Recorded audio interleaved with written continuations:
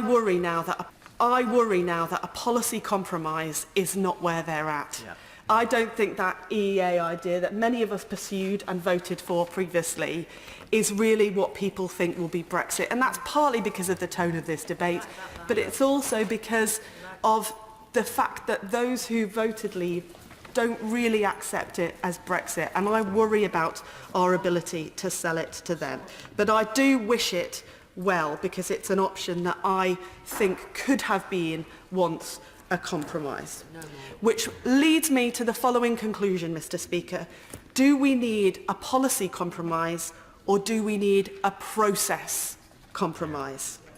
And I have concluded that it is not a policy compromise that will bring people together, but a process. I think the only thing left is to find a reasonable, tolerable, acceptable form of Brexit and ask for it to be ratified by the British public if they wish to. Those of us who remain confident in the value of our European Union citizenship will campaign for the status quo. And those who wish to campaign for Brexit can do so. But I think the only way to deal with this mess is to find that tolerable form of Brexit and ask the British public if that was what they meant by leaving the European Union. And as I said, Mr. Speaker, those of us who still believe in the idea of a European Union that would lift all, include all, and create peace in our continent will campaign for that principle. Yeah. Thank you. Greg. I'm specifically against amendments J in the name of my right honourable friend, the member Rushcliffe, and K in the name of the Leader of the Opposition. And this is against what I believe to be the seriously defective proposal of a customs union with the European Union whilst not having a seat at the table.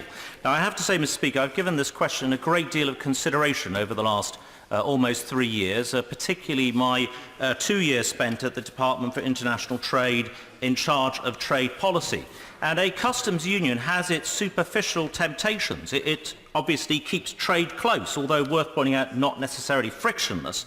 You need the single market as well for that. It avoids having to agree to free movement, and it may not need financial contributions, and clearly is likely to provide short-term relief for industrial supply chains. But, Mr. Speaker, it would be a historic mistake to do this. Customs unions have been successful in history, but essentially for countries going in the opposite direction, for countries coming together into a political union.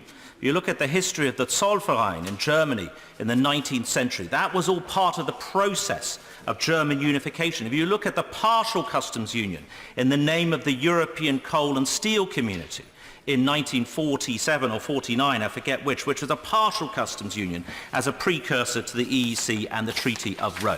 But, Mr. Speaker, we are heading in the opposite direction. This is the wrong compromise, and a customs union would give short-term relief at the cost of long-term pain and a democratic deficit which would grow and grow over the years. I've written articles about this, notably today, Mr. Speaker, in Times Red Box. But our trade policy, Mr. Speaker, would end up being set by others. And that is the historic mistake. I'm going to give 4 or 5 very quick examples of where it has a really serious impact on this country. For example, on tariff policy. Tariff policy will be set by the European Union to protect their products from others coming in and would not be set in the interests of the UK, which would likely to be different. For example, the current trade dispute between the United States and the European Union, there are punitive tariffs on bourbon coming into this country. Let us say there is a future trade dispute between the EU and the US involving Scotch whisky.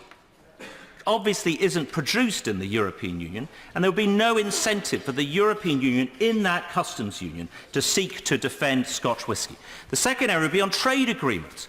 We've talked before about the Turkey trap, that essentially when the EU enters into a trade agreement with a third country, that if the UK were in a customs union, we would have to offer access to our markets but we would not get the reciprocal access to that country in return.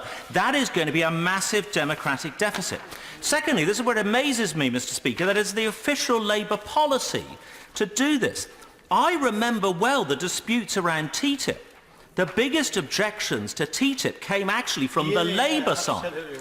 And now we have a situation where trade policy will be determined by others without even a UK seat at the table.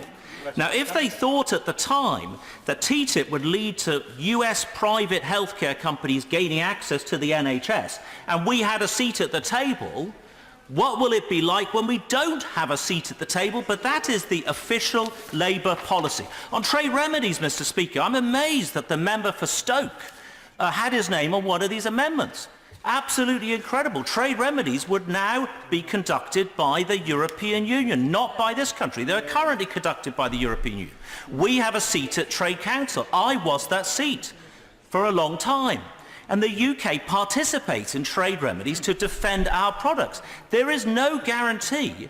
In fact, it's highly unlikely the EU would do the same, particularly if it's a product not produced in the EU. When it comes to doing a WTO-compliant study of the product, you can guarantee, Mr. Speaker, that the studies which would take priority would be to defend the interests of EU members, not to defend the interests of non-members of the European Union. So I find it amazing, Mr. Speaker. And finally, on trade preferences, for access to the developing world, I find it staggering that the Labour Party is proposing ceding control over trade preferences to Brussels without the UK having a seat at the table. That would be unacceptable to my constituents and I believe theirs as well. Thank you.